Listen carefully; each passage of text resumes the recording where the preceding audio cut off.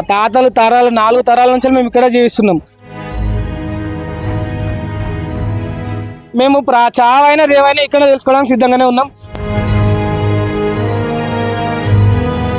మా భూములు గుంజుకొని మమ్మల్ని బొమ్మంటే మేము పోము, ఎక్కడికి పోము. ఓరుగల్లు ఇలవేల్పోయినటువంటి భద్రకాళి దేవస్థానం అభివృద్ధిలో భాగంగా తెలంగాణ రాష్ట్ర ప్రభుత్వం ఇప్పటికే కోట్ల రూపాయల నిధులను కూడా వెచ్చించింది. ఇందులో భాగంగానే దేవాలయాన్ని అభివృద్ధి చేసే దిశగా ముందుకు వెళ్తుంది. ఇటు దేవాలయ మాడవీధుల అభివృద్ధిలో భాగంగా ఇప్పటికే ఇటు దేవాదాయ శాఖ మాత్రం ఆ దేవాలయంకు ఎదురుగా ఉన్నటువంటి పలు షాప్స్ను కూడా తొలగించింది. అదేవిధంగా దేవాలయానికి పక్కనే ఉన్నటువంటి చెరబండ రాజునగర్ కాలనీలో పలు ఇళ్లు కూడా ఉంటాయి. వాటిని తొలగించేందుకు కూడా అభివృద్ధిలో భాగంగా ఇళ్లను తొలగించాలంటూ కూడా ప్రభుత్వం నిర్ణయం తీసుకుంది. ఈ నేపథ్యంలోనే ఉన్నటువంటి స్థానికులు మాత్రం ఇక్కడ నుంచి వెళ్లేందుకు నిరాకరించడంతో పెను సమస్యగా మారింది. ఇక్కడ నుంచి వెళ్లాలంటూ కూడా ఇక్కడ అధికారులు ఒత్తిడి తీసుకొస్తున్నారంటూ కూడా స్థానికులు కొన్ని రోజులుగా ఆరోపిస్తున్నారు. ఇందులో భాగంగానే గత కొద్ది రోజుల క్రితం ఇక్కడికి వీరికి వస్తున్నటువంటి నీటి సరఫరాను కూడా అధికారులు నిలిపివేశారు. అసలు వీరు ఎన్ని సంవత్సరాలుగా ఈ ప్రాంతంలో నివసిస్తున్నారు, వీరికి ఉన్నటువంటి సమస్య ఏంటో ఇక్కడ స్థానికులను అడిగి తెలుసుకుందాం.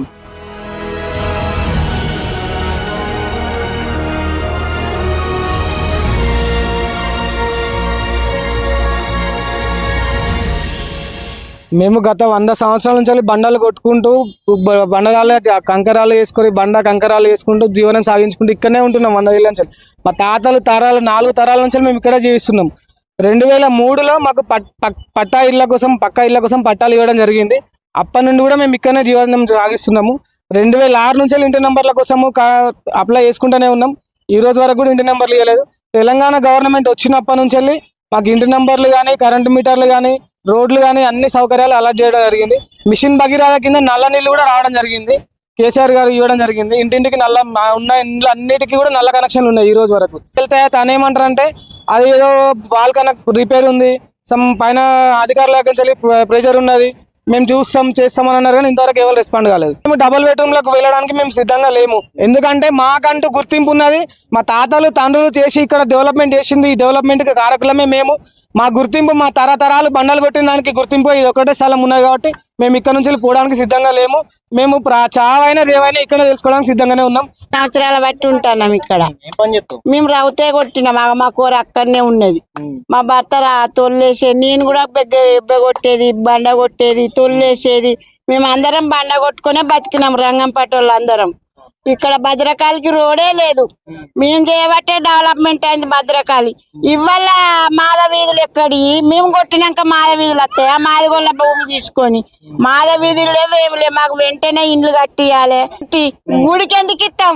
అయ్యగాళ్ళు ఎవరిని పుట్టిన వాళ్ళు అయ్యగాళ్ళు మాదిగోళ్ళ పుట్టిల్లా. అయ్యగాళ్ళు పూజలకు చెక్కి డబ్బులన్నీ చెక్కుకొని పోతాళ్ళు. మేము కొట్టిన స్థలంలో గుడి పెట్టుకొని అయ్యగాళ్ళకి ఎందుకు కట్టించిండ్రు? అదంతా మేము సదనం చేసినాం. దారే లేకుండే గుడికి అటు. అదంతా మేము కొట్టిండే, ఇదంతా మేము కొట్టిండే. మా భూములు గుంజుకొని మమ్మల్ని బొమ్మంటే మేము పోము, ఎక్కడికి పోము. గుంజేసిండట, నీళ్లు కట్ చేసిండట. ఇంకా అయితే కరెంటు కూడా తిట్టాం. ఇంకా కొంచెం అయితే మరి ఎట్లన్నా 20 రోజుల బట్టి గత అడకచ్చుకున్నాం. అందరు అన్నం అడుకున్నా, మేము నీళ్ళు అడుక్కున్నాం. అటువంటి పాలన ఉన్నది, కాంగ్రెస్ పాలన. మేము మాకు ఉద్యోగం వద్దు, ఇల్లొద్దు. మా స్థలం మేమే ఉంటాం. ఇంకా మేము అన్ని హక్కులు తెచ్చుకున్నాక మాకు వినయాన్ని ఇచ్చినాక మేమెందుకు పోతాం? ఇక అందరు పట్టాలు ఉన్నాయి. 150 పట్టాలు ఉన్నాయి. ఇచ్చారు, ఒకప్పుడు ఇచ్చిండ్రు పట్టాలు. ఒక గవర్నమెంట్ ఉన్నప్పుడు ఇచ్చిండ్రు పట్టాలు. వాళ్ళే ఇస్తారు, పట్టాలు వాళ్ళే గుంజుకుంటారు. ఏదంటే అది చేసుడు వాళ్ళకు. ఉన్నాయి మీటర్లు, కరెంటు బిల్లులు ఉన్నాయి, మీటర్లు ఉన్నాయి, అన్ని ఉన్నాయి. కాకపోతే మధ్యలో ఏమైందంటే కొంతమంది కట్టక మీటర్లు కొంతమంది తీసేసారు, కొంతమంది ఉన్నాయి. అసలు దీపాలు పెట్టుకొని ఉన్న రోజుల్లో కొన్నేళ్ళు వీళ్ళు ఇప్పుడు వచ్చి కరెంట్ ఇచ్చి నల్లు ఇచ్చి ఇప్పుడు మీరు ఇక్కడ నుంచి అసలు వీళ్ళు దళితులు ఇక్కడ ఉండొద్దని గుడోలు చేసే పన్నాగం ఇదంతా. ఈ ఒక 5-6 సంవత్సరాల నుంచి వేధిస్తారు. అంతకు ముందుకు ఎవరు లేరు. అంతకు ముందుకు ఈ గుడి డెవలప్మెంట్ లేదు. అసలు ఇటు వచ్చినోడే లేడు ఎవడు. అట్లాంటిది ఎప్పుడైతే గుడి డెవలప్మెంట్ అయిందో అప్పటి నుంచి ఇక వీళ్ళ మీద కన్నేసి వెళ్ళిపోవాలి వేరే చోట ఏమన్నా ఇవ్వరు ఇస్తామంటారా? నివాసం ఇయ్యరు, ఏం చేయరు. వీళ్ళని ఇక్కడ నుంచి తొలగిస్తే చాలు, వాళ్ళ బతుకు వాళ్ళు ఏమన్నా బతుకని మేమైతే మంచిగా ఉంటాం. ఇస్తామని అన్నారు. అస్సలు ఇస్తాను అనలేదు సార్. ఎక్కడో అడవిలు ఇస్తానంటే వీళ్ళు పోయి అక్కడ ఏం చేసుకుంటారు? ఆ నుంచి పిల్లల స్కూల్ ఛార్జీలు ఎవరు ఇవ్వాలి, వాళ్ళ పని ఛార్జీలు ఎవరు ఇవ్వాలి? ఏం చేస్తున్నారు? ప్రభుత్వం ఏం కావాలని కోరుకుంటున్నారు? మాది మాకు ఇస్తే చాలు కదా సార్. మాకెందుకు గవర్నమెంట్ ఇచ్చేది? మా స్వతహాగా మేము సంపాదించుకున్నది మాకు ఇవ్వచ్చు కదా. ఉద్యోగం రాగదు, వేరే చోట ఎవరు ఇయ్యరు. మాదిగొల్లనే గుళ్ళకి రానిత్తలేరు. ఉద్యోగం ఎవడిస్తాడు సార్? ఎవడిస్తాడు?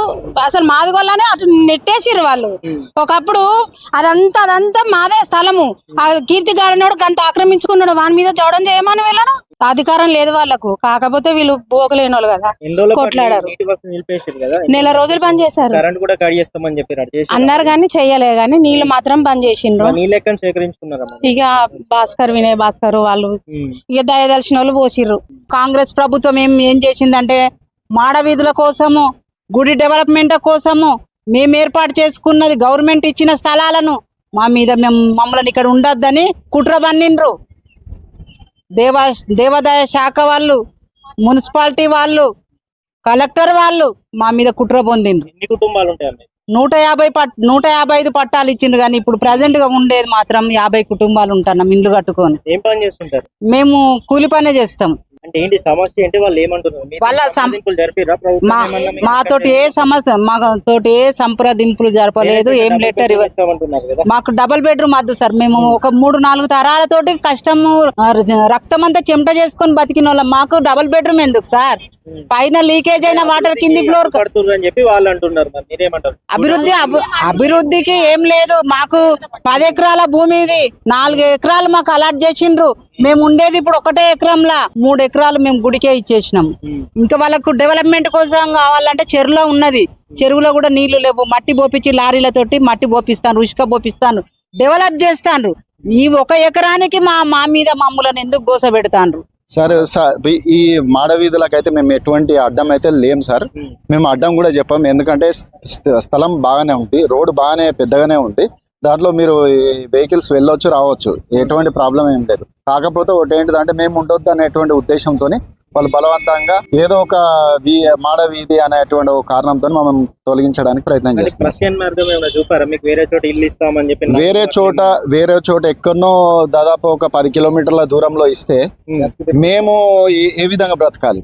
అసలు అక్కడ నుండి వచ్చి సరే ఏదైనా పని చేయాలంటే మేము ఏ విధంగా చేసుకోగలుగుతాం? మా వల్ల కాదు కదా. అందుకే మేము అక్కడికి వెళ్ళదలుచుకోలేదు. మేము సచ్చినా బ్రతికినా ఇక్కడనే బ్రతుకుతాం.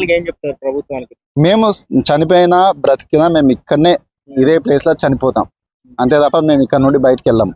తర్వాత ఇంకోటి ఏంటిదంటే మేము ఇక్కడ ఈ ప్రాంతంలోనే మాకు ఏదైనా ఉపాధి చూపించండి, మేము కొబ్బరికాయల షాపులు పెట్టుకుంటాం, మమ్మల్ని బ్రతకనివ్వండి. వరంగల్ భద్రకాళి ఆలయం సమీపంలో ఉన్నటువంటి చెరబండ రాజునగర్ లో మాత్రం గత ప్రభుత్వాలు 150 కుటుంబాలకు ఇండ్ల పట్టాలు ఇచ్చినప్పటికీ ప్రస్తుతం మాత్రం 50 కుటుంబాల వరకు ఇక్కడ నివసిస్తున్నారు. భద్రకాళి ఆలయం మాధవీధులు అభివృద్ధిలో భాగంగా ఇక్కడ ఉన్నటువంటి ఇండ్లను కూల్చివేసేందుకు ప్రయత్నిస్తుందంటూ కూడా వారు ఆరోపిస్తున్నారు. అయితే గతంలో ఇక్కడ వీరికి 10 ఎకరాలకు పైగా భూమి ఉన్నప్పటికీ ప్రస్తుతం 1 ఎకరం మాత్రమే మాకు భూమి మిగిలి ఉందని, అందులోనే ఇక్కడ గుడిసెలు వేసుకొని నివసిస్తున్నామంటూ కూడా స్థానికులు తెలుపుతున్నారు. ప్రభుత్వం మరో చోట డబుల్ బెడ్రూమ్ కల్పిస్తామని చెప్పినప్పటికీ అది వద్దంటూ కూడా వీరు నిరాకరిస్తున్న పరిస్థితి నెలకొందని చెప్పవచ్చు. ప్రభుత్వం వీరికి ఉన్న చోట ఇండ్లు కల్పించాలని చెప్పి వీరు డిమాండ్ చేస్తున్నారు. ఇక్కడ నుంచి వెళ్లాలంటూ వీరిని ఒత్తిడి గురి చేస్తుందంటూ కూడా వీరు ఆరోపిస్తున్నారు. ఇందులో భాగంగానే నెల రోజుల క్రితం నుంచే ఇంటికి వస్తున్నటువంటి నీటి సరఫరాను కూడా నిలిపివేయడంతో ట్యాంకర్ నుంచి నీటిని తీసుకొని గడిపినటువంటి పరిస్థితి నెలకొందంటూ కూడా ఇక్కడ స్థానికులు తెలుపుతున్నారు. ఎన్ని ఇబ్బందులు పెట్టినా సరే ఇక్కడ నుంచి వెళ్లేలేదే అంటూ కూడా ఇక్కడ ఉన్నటువంటి వారు కరాఖండిగా చెప్తున్న పరిస్థితి నెలకొంది.